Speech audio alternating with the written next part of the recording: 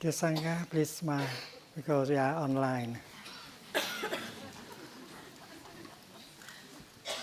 Many of our friends follow this Dharma talk. A few hundred of us have been in the winter retreat, 90 days. And we are halfway on the retreat. And the theme of our retreat is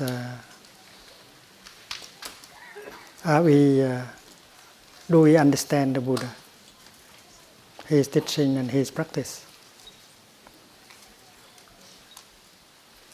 Because not only the people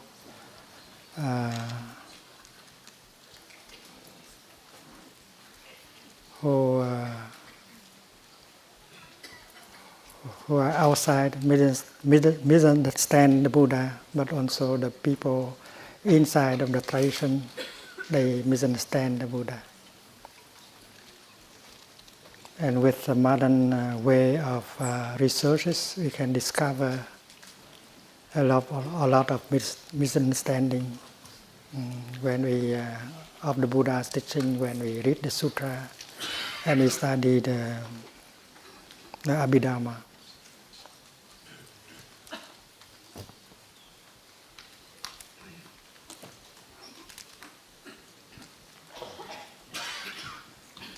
And many of our friends follow the Dharma talks online and practice with us, although they are not here in Plum Village.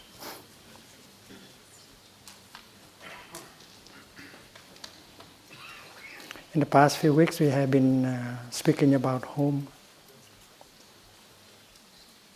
how to go home, how to be home. Many of us are searching for a home where we find comfortable, where we find at ease.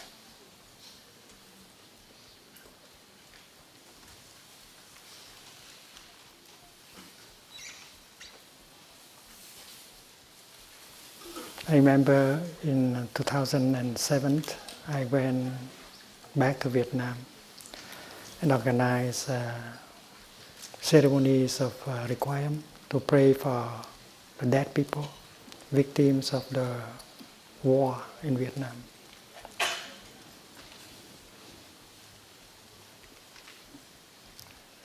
Many millions of people died during the war. Vietnamese, Americans, and others. So we practice sitting together, walking together, praying together, regenerate the energy of mindfulness and compassion, understanding, to heal ourselves and help heal the dead people in ourselves.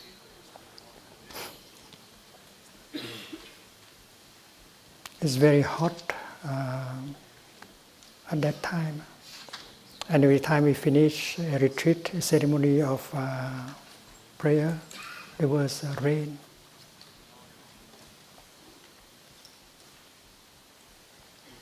And the practice is to heal a nation that has gone through a very long war.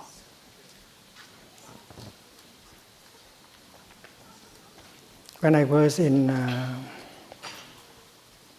Pháp Vân Temple, Dharma Cloud Temple in Ho Chi Minh City, I was interviewed by a journalist coming from Thay magazine about the ceremonies of prayers the practice of healing. And after the interview, she asked me, "What else do you want to tell our readers?"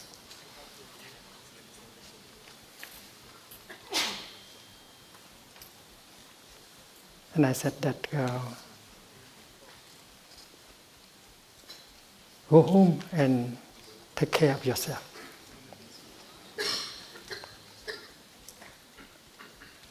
She was very shocked.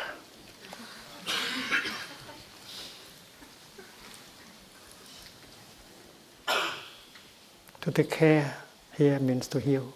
Go home and heal yourself. Because only at home that you can heal yourself. But I was thinking in the light of the teaching of the Buddha, home is in the here and the now. Home is in yourself. And you can go home just by breathing in mindfully. Or making a mindful step. One breath or one step. Done mindfully can bring you home to yourself. Because according to the teaching and the practice, home is in the here and the now. You go back to the here and the now. Before the Buddha passed away, he visited his many sanghas around the city of Vaishali. He knew that he would not live very long after, so he went to visit practicing sanghas around the city of Vaishali, just north of the Ganges River. And he said, "Dear friends, there is an island within ourselves, and that is our home. Just take refuge in that island within yourself, the island of mindfulness. The Dharma, don't take refuge in anyone else. Take refuge in the island of self, in the island of the Dharma." So I was thinking of that home, the island within, where we find safe, when we find at ease, where you find you have a chance to heal yourself. I did not know whether she understood.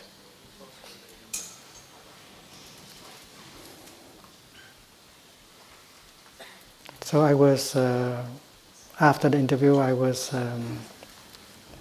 preparing to leave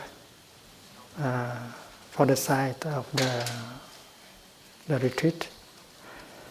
And I asked her, "Where do you go now?" And she said, "I'm going home to take care of myself." I know that what I said had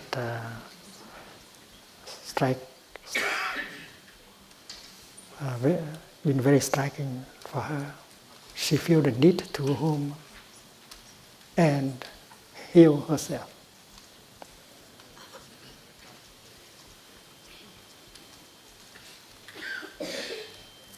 I hope she understood that home is right there within herself, and she doesn't have to buy an air ticket to fly back to America to find home. Because many of us who are in our own country, in our own family, do not find our home. So it is not a trip by air or by train can bring you home. Our true home is within. In Plum Village, we have that song, breathing in, I go home, I go back to the island within myself. And in Plum Village, when we walk, we do not talk, we do not think. Because the talking and the thinking bring us away from the here and the now. we are with our in-breath, out-breath, and we are with our steps. And we want to go home with every breath and every step. We walk in such a way that we can nourish us and heal us with every step. And if you stay with us for a week, you'll do the same thing. Just enjoying your in-breath, out-breath, and your steps without thinking, without talking. And sitting meditation is also to be home. And it is the time, also the time to heal. Because if we know how to sit, and then the healing takes place during the sitting. If we know how to walk, the healing takes place in the time of walking. Every step is healing. Every breath is healing. And we have big brothers, big sisters in the Dharma. We can ask them how to do, so that our time in Plum Village would be beneficial for us. And we can bring that practice home.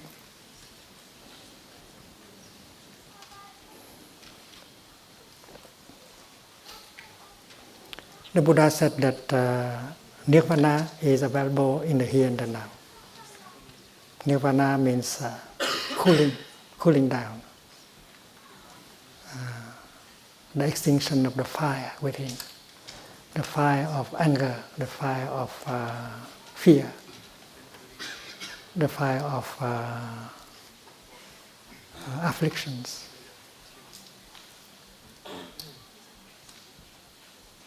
And also the extinction of wrong perceptions, wrong views. We have wrong perceptions. We look, we listen, we hear, we feel, and we have wrong perceptions. Especially when we think, we have many wrong perceptions. And our wrong perceptions are at the base of our suffering. Fear, anger, separation, despair are born from our wrong perceptions. So Nirvana is the removal of these wrong perceptions, and also the removal of the afflictions that are born from wrong views.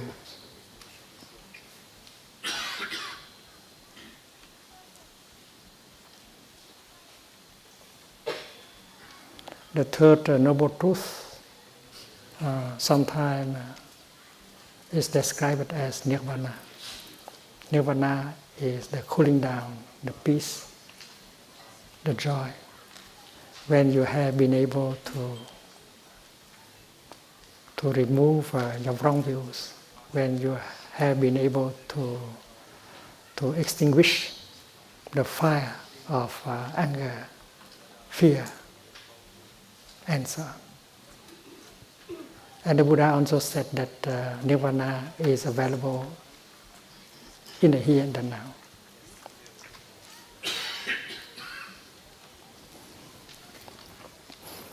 We do not need to die in order to touch Nirvana. In fact, we need our body, our feelings, our perceptions in order to touch Nirvana. We can very well touch Nirvana with our body.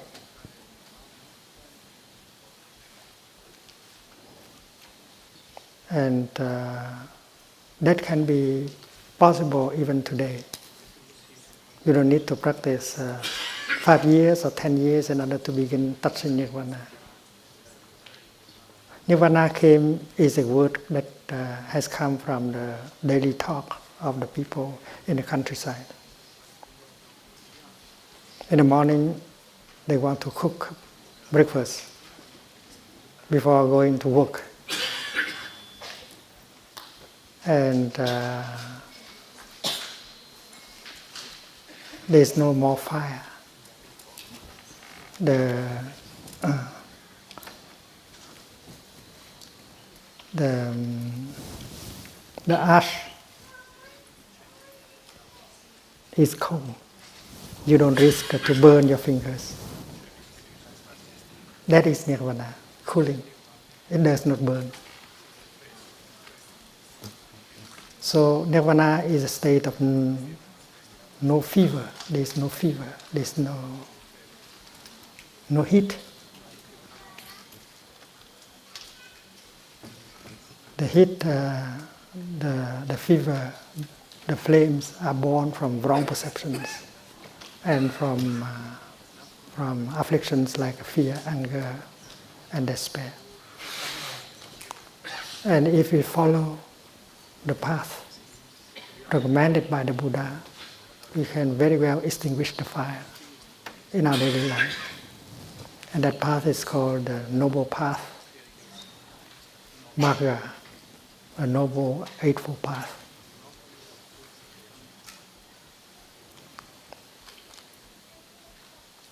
So Magga, the fourth Noble Truth, is the path leading to Nirvana. And that is why we should learn, we should look in order to see the path. To see the path is very important. When you begin to see the path, you begin to see Nirvana. Because there is a strong, deep connection between the path and Nirvana. In fact, you can see Nirvana just by looking at the path.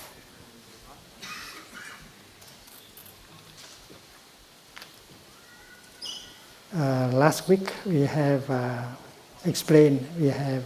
discussed about the connection between the third and the fourth Noble Truth. The third is the cessation of suffering, the presence of happiness, the presence of Nirvana. And the fourth is the path of practice that help us experiencing Nirvana, experiencing cessation of suffering, experiencing happiness. It is like a sheet of paper. We can distinguish the left side and the right side. Although they have different names, left and right side, but they are connected together. You cannot remove the left from the right, and you cannot remove the right from the left. That is what we call interbeing, co-being. And we have tried to look and see the nature of interbeing between the goal, the aim, Nirvana, and the path leading to Nirvana. And we have found out that the path is Nirvana itself. So when you have seen the path and you begin to practice according to the path, you begin to experience Nirvana right away. And as you continue, Nirvana becomes more and more real that you can experience. Suppose there is a splinter in your finger, and you don't feel comfortable with the splinter in your finger, and you try to extract, to take it out. And after having taken out the splinter, you feel fine, you feel free, you feel well-being. So this is true with our afflictions. Our anger, our fear is kind of splinter. And if we know how to remove it and then experience well-being, freedom, and that is Nirvana.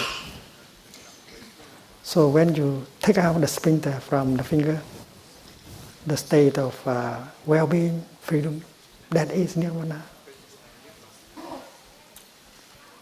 Nirvana is not something abstract. It's the feeling of freedom, the feeling of ease, the feeling of well-being. And when you extract, when you transform your afflictions like anger and fear, every time you extract, you transform one, you experience Nirvana. And wrong perceptions also. When you get understanding, when you practice meditation and look deeply into the nature of things, you get the insight. And that insight take away wrong perceptions, and you feel freedom. You feel freedom, you feel ease, you feel happiness. So we need this body, the six sense organs. We need our mind in order to experience Nirvana. And the Buddha said several times that it is possible for a person to experience perfect Nirvana while she is alive with this body and with this mind.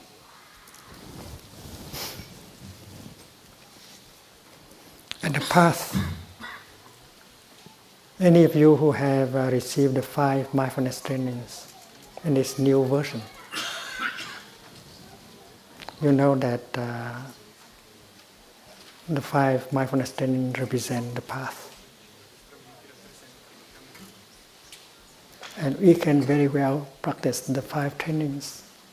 We can very well live according to the 5 trainings and experience Nirvana in our daily life. Because that is the path. And if you get in touch with the path, you get in touch with Nirvana. And we know that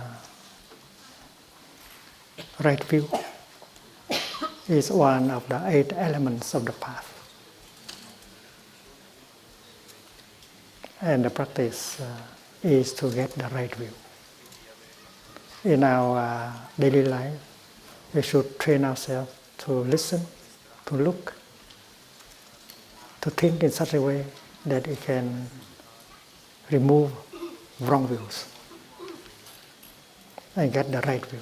Right view has the power to liberate. The entire Buddhist ethic is based on right view. And one day, a monk whose name is Kaccayana asked the Buddha, "Dear teacher, you often speak about right view. What is right view exactly?" And the Buddha said, right view is a kind of insight that transcends the notion of being and non-being. It's so simple.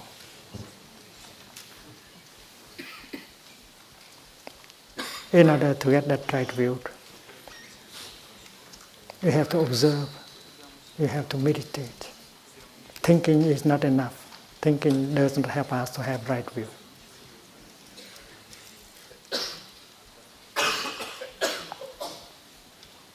We know that this is winter time. Winter is there. So spring is not there. And we think that winter is and spring is not. That is our way of thinking. But according to the Buddha, to say that spring is not there is not correct.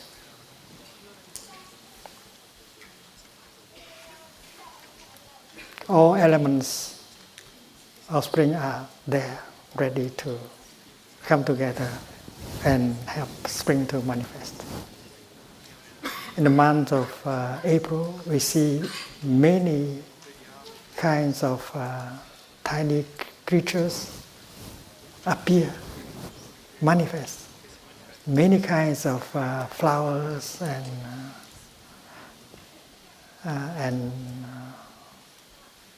plants manifest. Where Where do they come from? They do not come from nothing. If we look into the nature of spring, we think that spring does not come from the realm of non-being. Before the month of March and April, we do not see spring. And in the month of April, we begin to see spring. But looking deeply, we know that spring has not come from the realm of non-being into the realm of being. Spring was hidden somewhere, waiting for the time to manifest. So to qualify spring as non-being in winter time is the wrong way. Because from nothing, you can never become something. So let us look deeply into the nature of spring. And we know that you cannot use the term being or non-being to describe spring. When you do not see spring, you say that being spring is not there. But that's not correct. The idea of being and non-being cannot be ascribed to spring. The same thing is true with a cloud. When a cloud disappears in the sky, you cannot say that the cloud is no longer there. The cloud is there, but in another form, because a cloud cannot die. A cloud cannot come from the realm of being into the realm of non-being. A cloud can only become the rain or the snow or the hail or the fog or the ice. A cloud can never die, can never become nothing. So when we do not see the cloud, we cannot describe the cloud as non-existing, non-being. And this is the problem of deep looking. And looking deeply, we can remove the notion of being and non-being. And at the same time, we remove the notion of birth and death. Because these two pairs of notions, they are linked to each other. We think of to be born means from the realm of non-being, we pass into the realm of being. So the notion of birth is based on the notion of being and non-being. The notion of death is the same, because we think that to die means from being you go to non-being. And as we look at the cloud, we see that it is impossible for a cloud to die. So you know that you have to remove the notion of death. And if you remove the notion of death, the notion of being and non-being are removed at the same time. That is right view. That is the foundation of the path.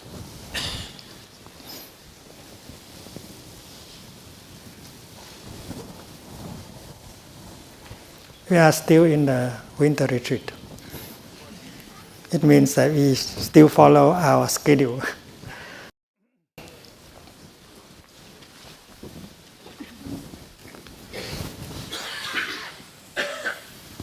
So the first element of the path is right view.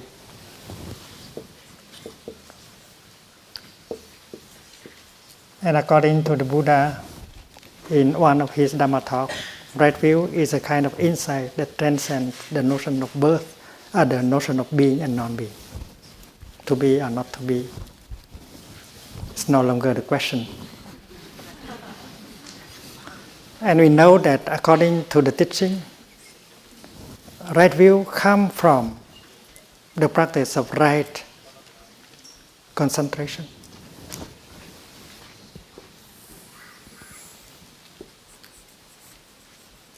Right concentration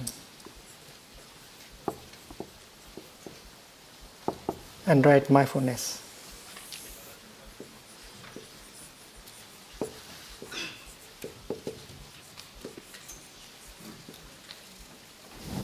And this is the core of Buddhist meditation. Mindfulness is a kind of energy you generate in your daily life. And when you are mindful, you are always present in the here and the now. Your mind and your body are together, and you are able to live each moment of your daily life deeply. That's the art of mindful living. Because your mind and your body are together. And you are in touch with what is happening in the present moment.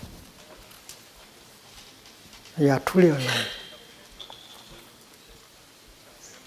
And if you live like that, you cultivate your concentration. And with mindfulness and concentration, you get the right view. And right view can come at any time. Suppose you breathe in mindfully, and you bring your mind home to your body. And when mind and body together, concentrated, suddenly you have an insight that you are alive. Many people walk around, but do not remember that they are alive. When you spend 2 hours with your computer, you are completely absorbed in it, and you forget that you have a body. That Mother Earth is there. All the wonders of life are there. You think that what is more important is to solve the problem with your computer. And your mind is not with your body.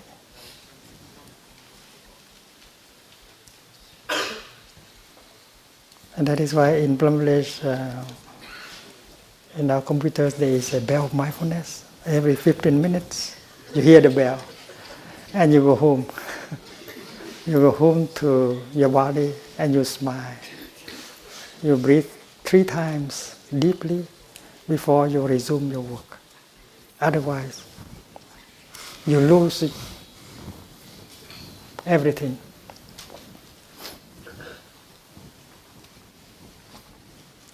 So, if we practice mindfulness, we can live more deeply every moment of our daily life. We get in touch with the wonders of life that are healing and nourishing.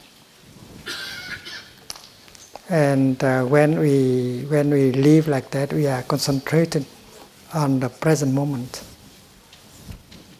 And the insight can come. Breathing in, and if we focus our attention on our in-breath, we suddenly become aware that we are alive.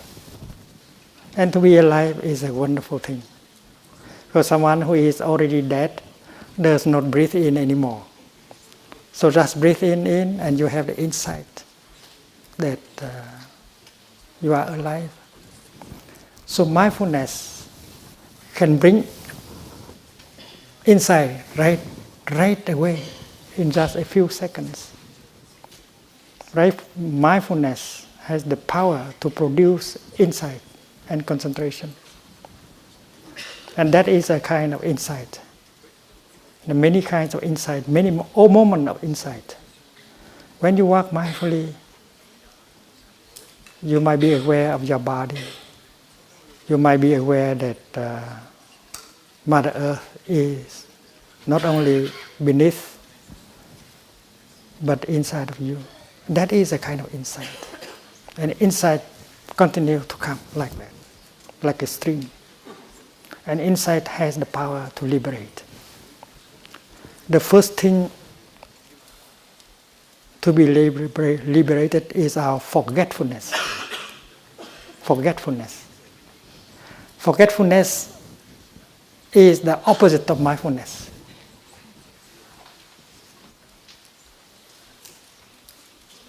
We are alive, but we do not know that we are alive. We have a body, and we do not know that we have a body. And many people live in forgetfulness until they die. And at the moment of dying, they suddenly wake up and they found out that they have not truly lived their life. There are nurses who accompany the dying people, and they have reported to us that many of the people who are dying regret that they have not lived their life. They work too hard. They worry too much. They did not have time to live their daily life. They spend their life in forgetfulness. They think that having fame or power or money is more important.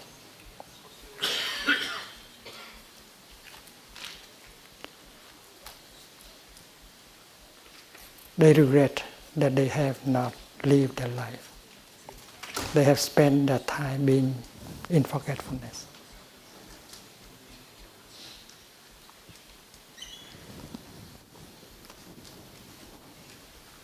So, according to the practice, to the teaching of practice, everything you do in your daily life should be mindful, should be done mindfully. And if you do them mindfully, like walking or driving or cooking, and then you are truly alive. You don't have to set aside some time to practice mindfulness. You practice mindfulness while you brush your teeth, or take a shower, or do the dishes. And you are fully alive in these moments. And this is an art of living. And we know that mindfulness is the same nature with insight. Smriti is prajna itself. So, awakening, enlightenment is possible every minute, every moment, if you live your life in mindfulness. And this is a way of life. And we need some training in order to live our life like that. And if we live in a place where there are people who practice like this, this is very easy, because everyone is trying to do the same thing, and everyone reminds you that you should live your life mindfully and deeply, otherwise you regret later.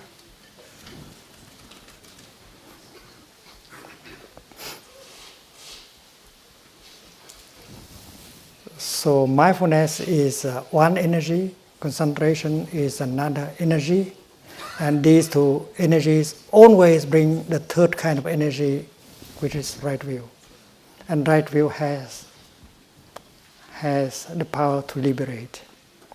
First of all, it liberates you from forgetfulness, so that you can live your life properly and deeply. And then it can help liberate you from anger, fear, discrimination, and so on. And the practice of living mindfully helps you to look more deeply at everything as they present themselves in the present moment. And you discover the nature of no birth, no death, no being, and no non-being. So the 5 mindfulness trainings that we have received are very concrete way to live the path of of the noble path. When you have right view, you can practice right thinking.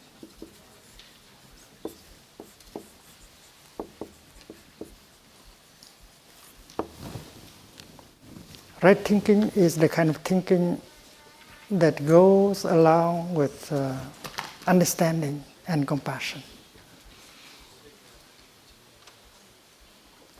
And that kind of thought that you produce have the power to heal and to transform. If you produce hate and despair in your thinking, that kind of thinking is destructive. It can create violence. Wrong thinking, the thinking characterized by discrimination and anger and fear, may lead a person to kill himself or herself. And right thinking is not possible without right view. And that is why right thinking always go in the direction of understanding and compassion. As soon as you produce a thought in the direction of right thinking, that thought begins to heal you and heal the world and bring happiness. And if you have removed the notion of being and non-being, the notion of birth and death, the right thinking will be more powerful. It is free from all kind of discrimination. Because right view is also the insight of interbeing. It transcends the notion of being and non-being.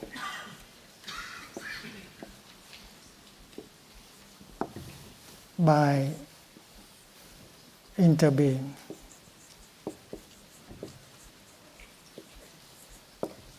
Interbeing is not being. The insight of interbeing helps you to remove the notion of being. That does not mean that you fall into the notion of non-being. No. It helps you to transcend also the notion of non-being. Because to be, you cannot be by yourself alone. You have to interbe with everything at the same time. We have seen one simple example. The left and the right. They interact. Without the left, the right cannot be. You cannot remove the right from the left. And that is interbeing. The same thing is true with the above and the below. You cannot remove the below from the above. We interact.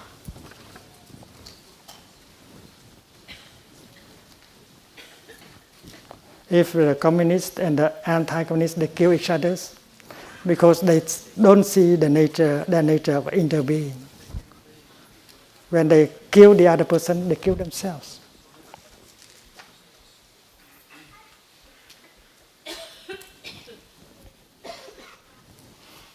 If the Palestinians and the Israelis are afraid of each other because they don't see their nature of interbeing, the safety and the well-being of the other side is their own safety and security.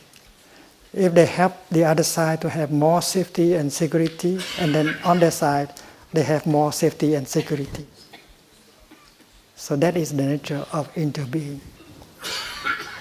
And that is why the insight of interbeing remove the notion of being and non-being and remove all kind of separation and discrimination.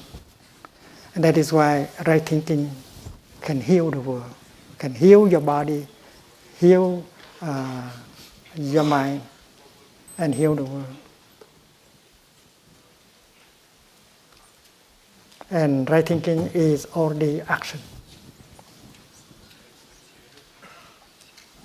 is only karma, nghiệp. Good karma, right thinking. As soon as you produce a thought of compassion, of non-discrimination, you heal yourself and you heal the world. And then with right view, you produce right speech. You practice right speech. What you say, what you write in your email, is full of understanding and compassion. There's no discrimination. There's no anger. There's no fear. And while writing a letter like that, when saying something kind, compassionate like that, you heal yourself.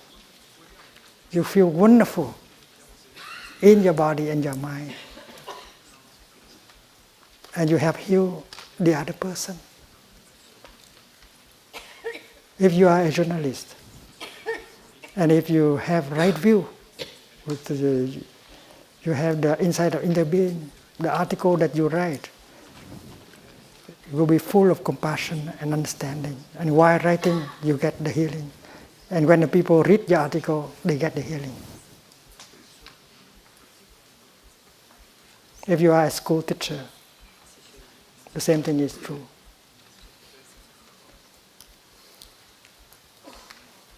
And right thinking and right speech cannot be possible without right view.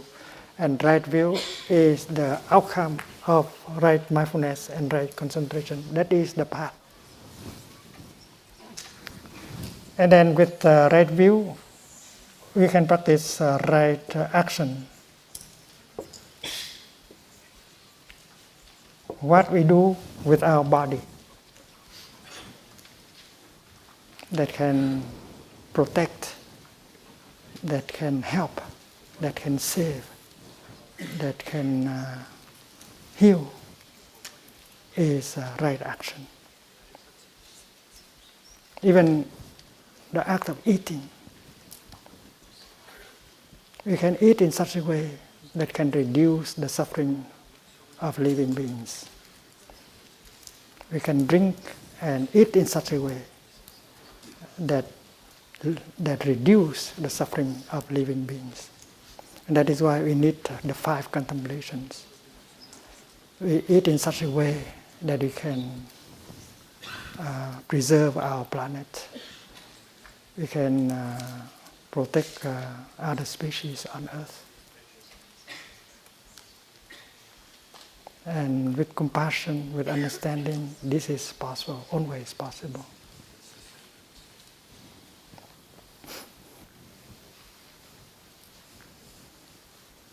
And many people have found out also that when you go vegan, you help reduce a lot of the damage caused to the earth, and it will help more than if you don't drive a car. When you drive a car, you pollute. Even if you stop driving a car, you only take the train or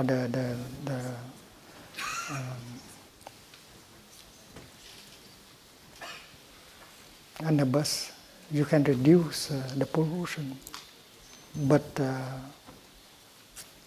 go vegetarian, you have more. You have more. Because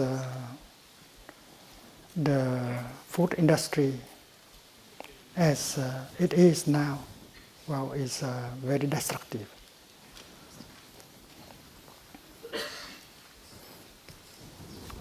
So action, karma, is seen as thinking, speaking, and doing things.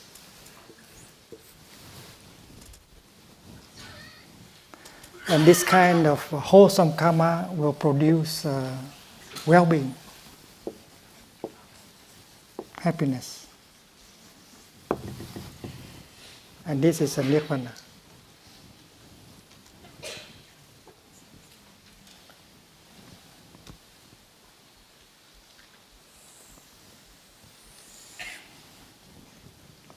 And with the right view, we will be able to select a kind of livelihood that can express our understanding and compassion.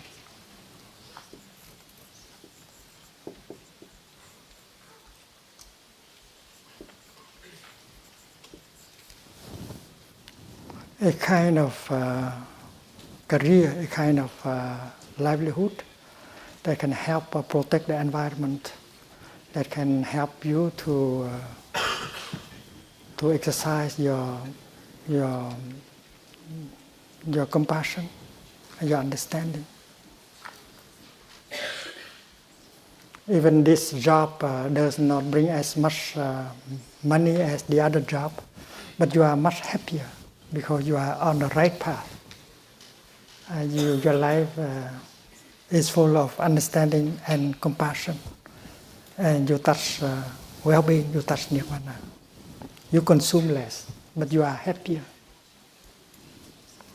And then the other element of the path is right diligence.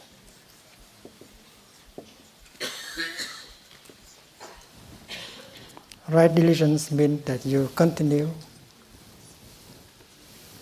with the practice of right thinking, right speech, right action, and right livelihood. You continue to practice mindfulness, concentration, in order to continue to get the insight. And one of the 8 elements help produce the other 7 elements.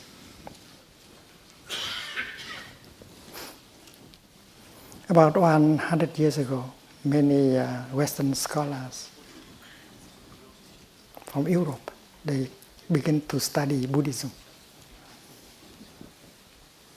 They learn Pali, Sanskrit, Tibetan, Chinese. And during the first 40 years of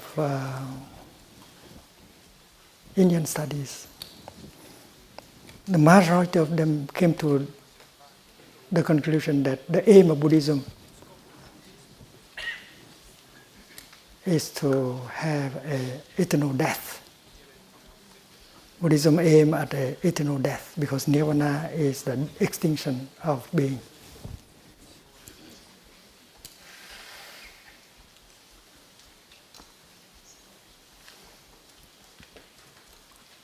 When I read the findings, the works, I recognize that they are very intelligent people. And yes, when they look into the scriptures, they found out that Buddhism, the aim of Buddhism is eternal death. You want to die and you don't want to reborn again, because reincarnation is painful. So Nirvana to them is eternal death.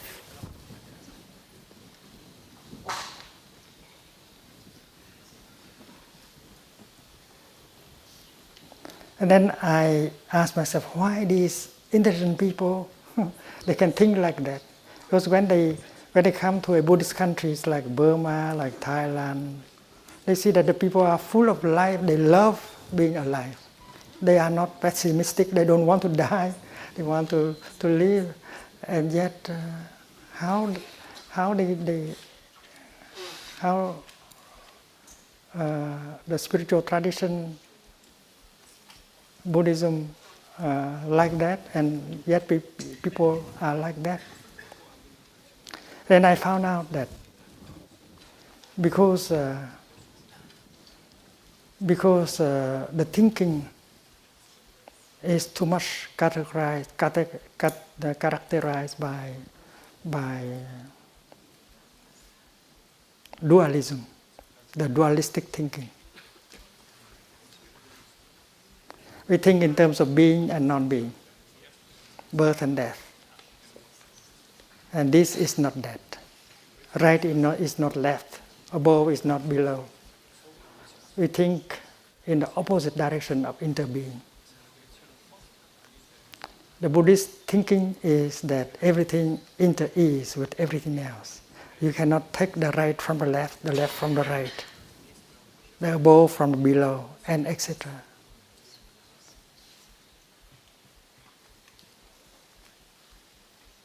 And in Buddhism, you learn that suffering and happiness, they inter-are. You cannot take suffering out of happiness. You cannot take happiness out of suffering. Happiness is made of non-happiness elements, including suffering.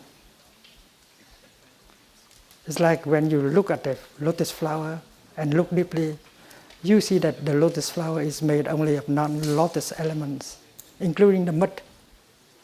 Without the mud, you cannot have a lotus flower. So the suffering inside of us and in the world is a kind of mud. And if you know how to make good use of the mud, you can produce the lotus of happiness. So that is the thinking characterized by interbeing. But if you think that happiness is one thing and suffering is another thing, you can take them out of each other. That is dualistic thinking. And as far as you continue to think dualistically like that, you cannot understand Buddhism, even if you are a very talented scholar.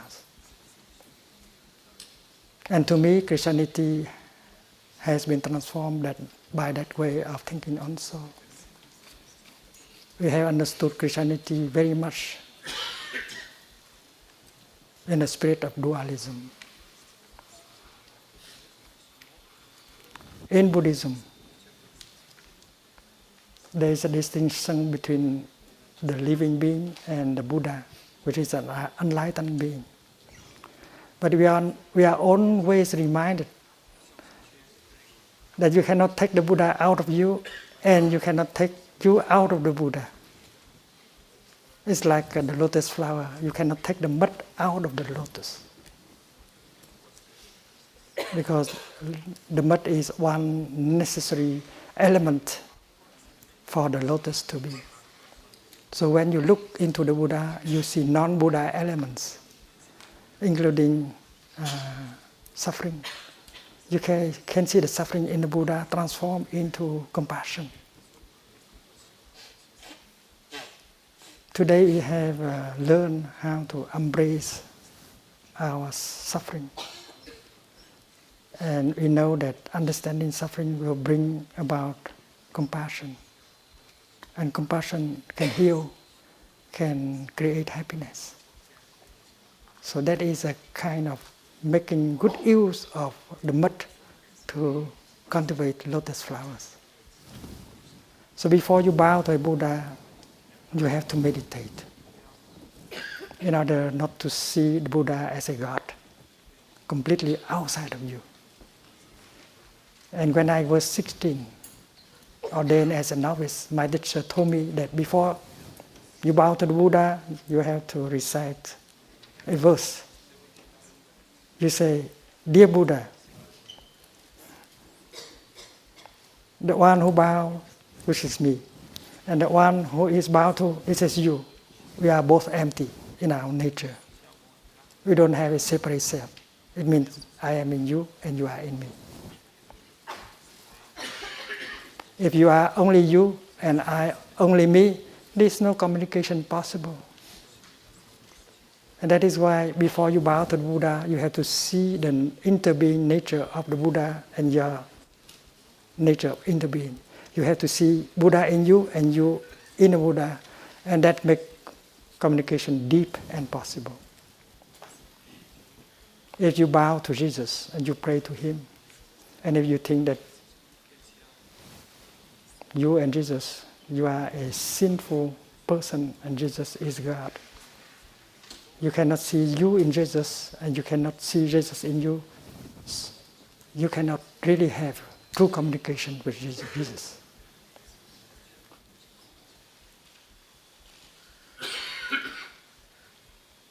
And that is why there are mystics who can transcend that kind of discrimination and understand Christianity deeper and have better relationship with Jesus Christ. But the situation of Buddhist studies now in Europe is much better.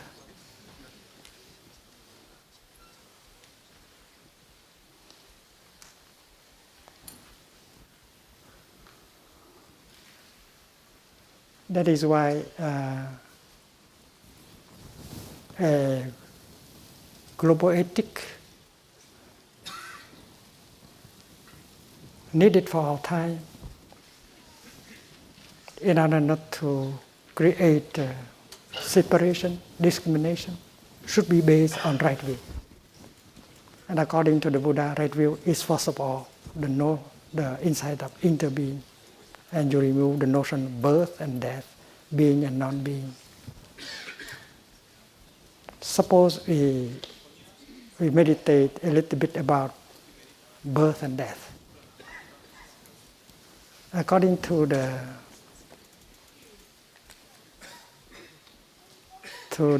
dualistic thinking, now is only life and death will be later on. But when a biologist looks into the body, he can see that birth and death are happening at the same time, always. In this very moment,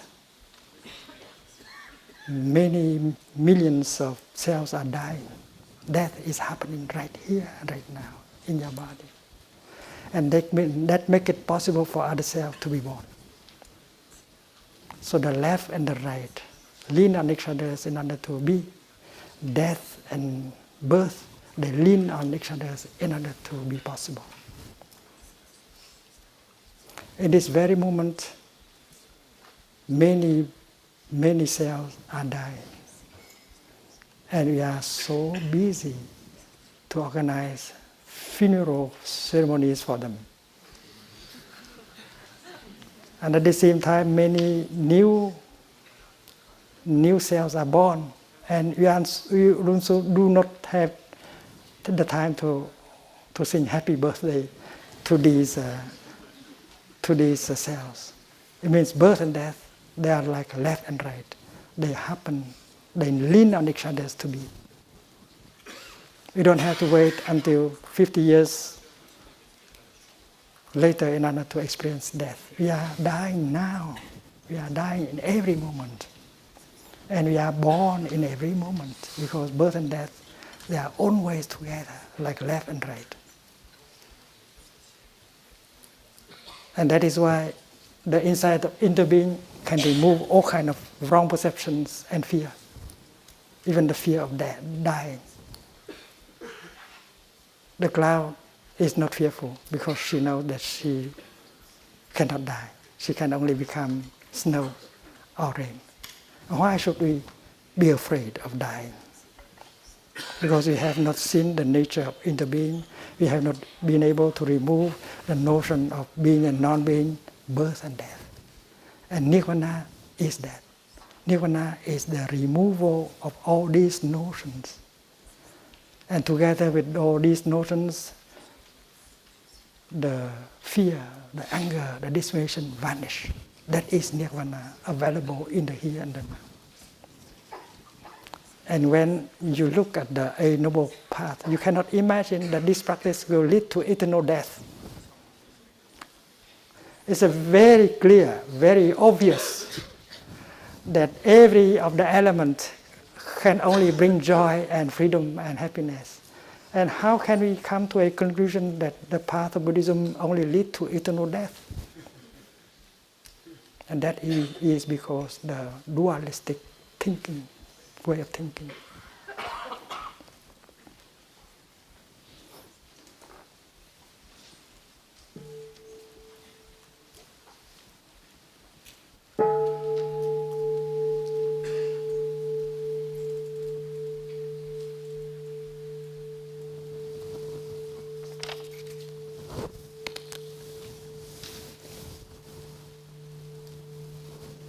And these scholars who who have come to the conclusion that the ultimate aim of Buddhism is eternal death, they have overlooked many passages in the sutras where the Buddha said,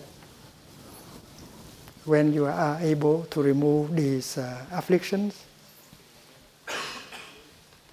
and these wrong perceptions, you experience Nirvana in the here and the now, right in this life. You don't have to die. The first time I spoke in a church in America, it was in 1966,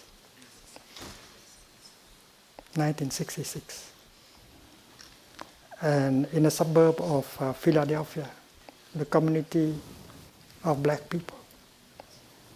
And I remember that during that talk, I have said this: you don't have to die in order to go to the kingdom of God.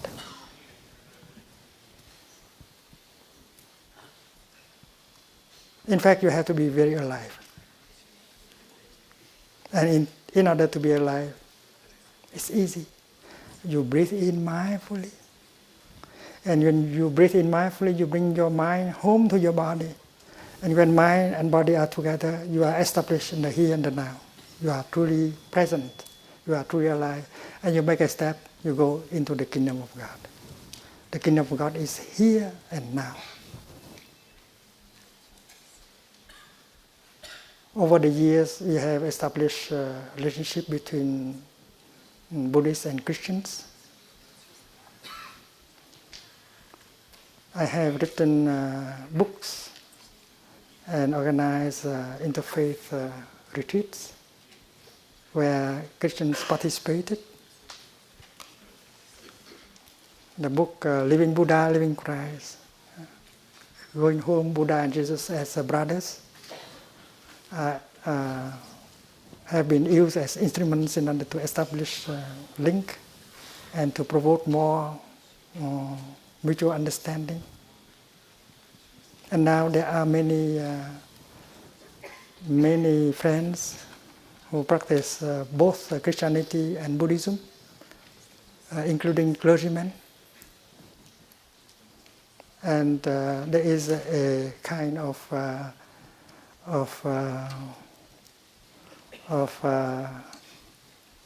tendency called double belonging. You belong to both traditions, and you don't see any conflict.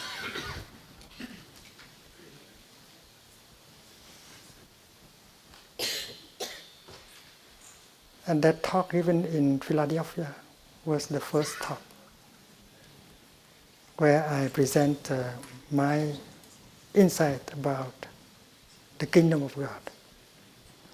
And what I said is very simple, very clear. You don't have to die in order to go to the kingdom. In fact, you have to be very alive. You have to be fully present in the here and the now. And if you can do that, you make a step and you go to the kingdom. And now, half a century has passed. And the other day I wrote that the most beautiful place of heaven is on earth. The kingdom is right here and right now. The kingdom doesn't have to come. It is already here. So our friends who come to Plum Village enjoy walking meditation. And if they have enough mindfulness and concentration, they enjoy the kingdom of God with every step. They enjoy Nirvana at every step. We know that there is no way to Nirvana. Nirvana is the way, the path. And when you receive the 5 mindfulness trainings, you know that these 5 trainings are based on the insight of right view, free from the notion of birth and death, being and non-being, free from all kind of discrimination. And happiness is possible with that kind of insight. Compassion and peace and liberation is possible with that kind of insight.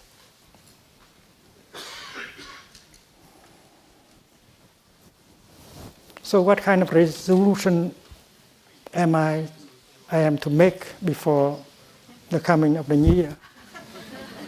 Maybe I would write down something like this. I am determined.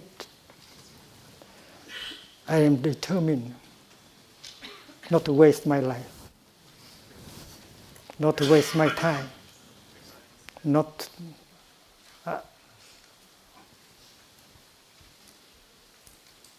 I dare to live the life that I want to live. And I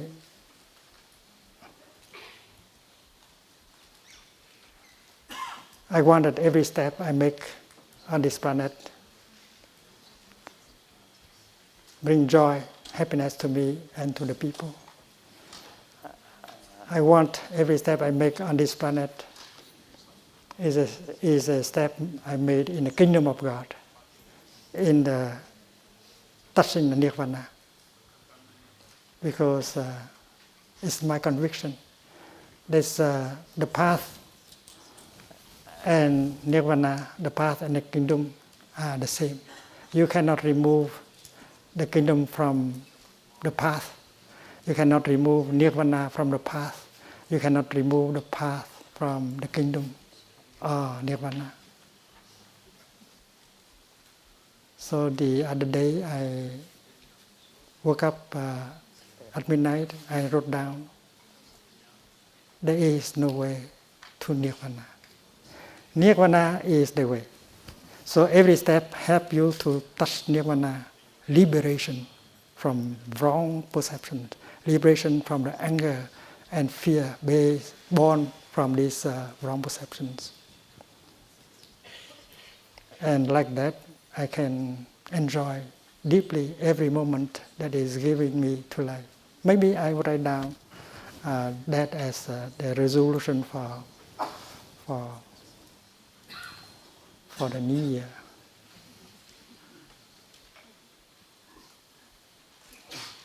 Let us do walking meditation together and experience the kingdom of God, the Nirvana. We don't have to look for Nirvana. It is already there.